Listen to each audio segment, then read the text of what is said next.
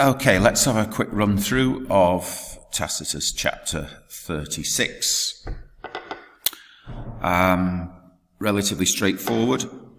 Otho is installed in the camp and he is fated like some oriental god and total indiscipline in the camp is meant to be shocking to decent Roman readers.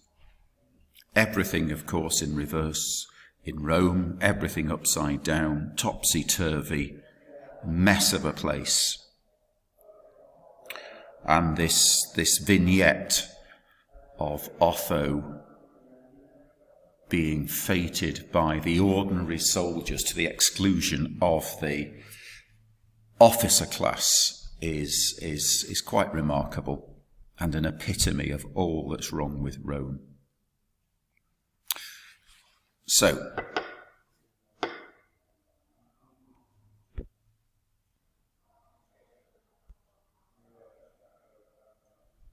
all I have to do is, there we go.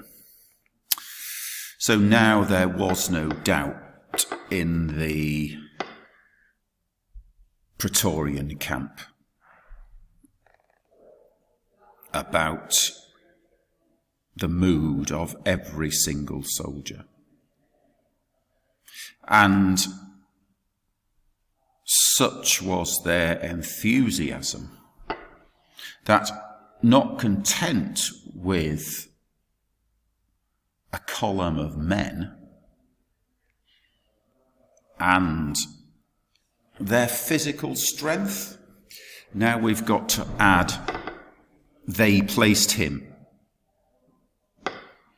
on a platform.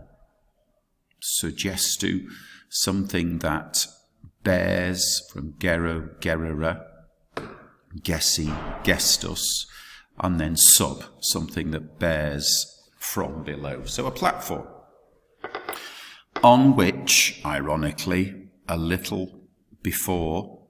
short time beforehand, there had been a golden statue of Galba.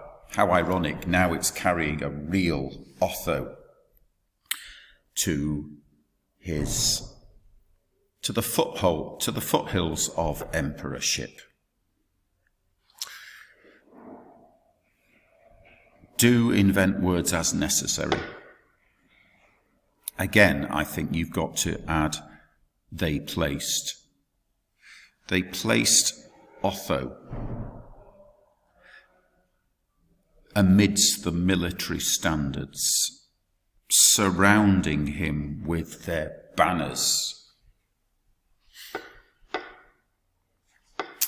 Nor was there opportunity for tribunes. So there was no opportunity. Sorry, I was interrupted there by Mr. Fawcett. There we go. Nor was there any locus, any opportunity for tribunes or centurions to approach.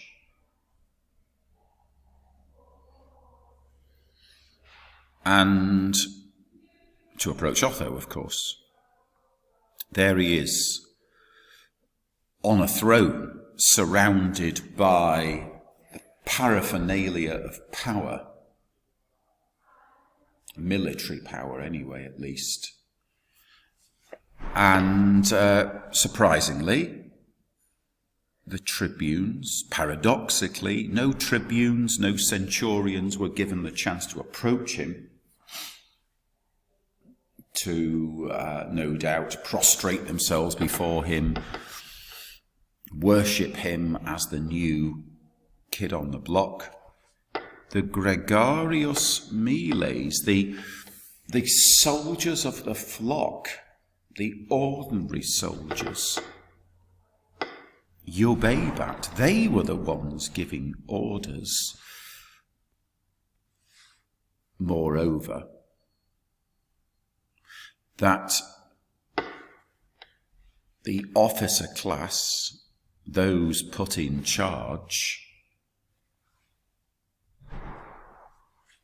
should be steered clear of. Cavere is an impersonal, it's an impersonal verb, it's an impersonal infinitive. So that people generally should be wary of the officer class. In super, I think, can mean especially. And this is a reversal, surely, of what should be happening in a military context. That the ordinary soldiers are giving orders, that they're even daring to say that the officer class should be avoided at all cost. They're the appointees of Galba. Lots of historic infinitives now. It is a military context. It's not quite a skirmish, but in a way it is. It's pell-mell, it's bedlam. So everything was a racket of shouting and tumult and mutual exhortation. You don't expect this. You expect officers silently to be listened to and commands to be passed on in that way. You don't expect soldiers to be like builders on a building site, slapping each other on the back and egging each other on, and there's something not quite right here. There shouldn't be a din, there shouldn't be a tumult, there shouldn't be lads slapping each other on the back and egging each other on. But not like amongst the ordinary people with random cries of lazy adulation. So it was far more purposeful and manly and sincere, perhaps, than that. But as they noticed somebody from the numbers of soldiers flooding towards Otho, because they are all in a frenzy to see this new God on earth. So they are flooding, masses of them, towards him. He is the very focal point of all this. They would take these people by the hand. They would embrace them in their arms. Not weaponry, but arms.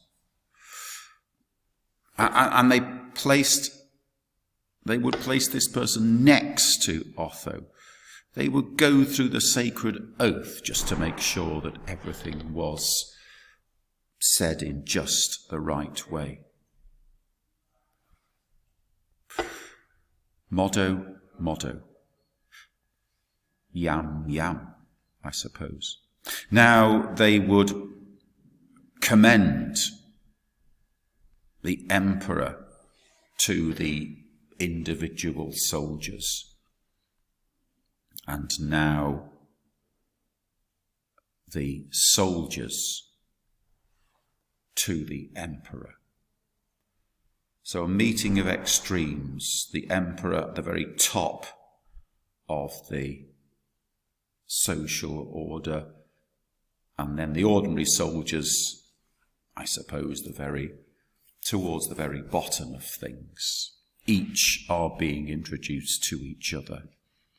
The emperor's being commended to the soldiers. Why is this happening? He's a good bloke, Otho. He's going to be good. He's going to be great. He's going to do our sort of thing for us. And now individual soldiers are also being commended to the emperor. Why would he be bothered? To make matters worse, Otho was not lacking. Otho was doing his part, stretching out his arms to pay homage to the ordinary soldiery. So there he is, ingratiating himself with them, gesturing inappropriately at them. Adorare. Ooh, that's not a nice word. Why is he adoring the vulgum, the common soldiery? He's abasing himself. He's debasing himself with this sort of behaviour. He's debasing Rome. He's debasing the idea of emperorship. If there's any worth in it, he is debasing it. Notice this is something that Otho certainly did not do, maybe to his own cost. It gets worse now. It's like a scene from the Oscars. He is throwing kisses at them and doing everything in a servile fashion in order to ensure his domination over them. Serviliter followed by dominatione. That's a nice oxymoron.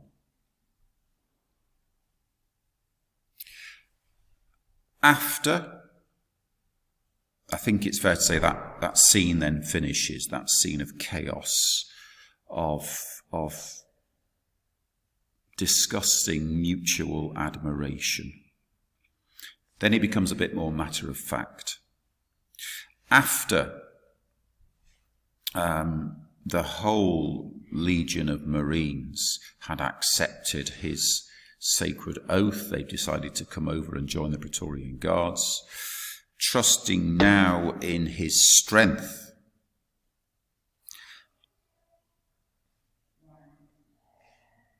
And thinking,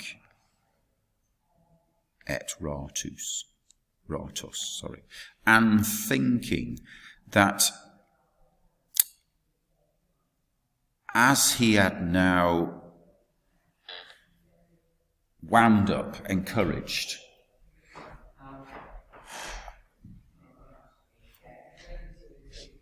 exstimulavit, fired up the men individually.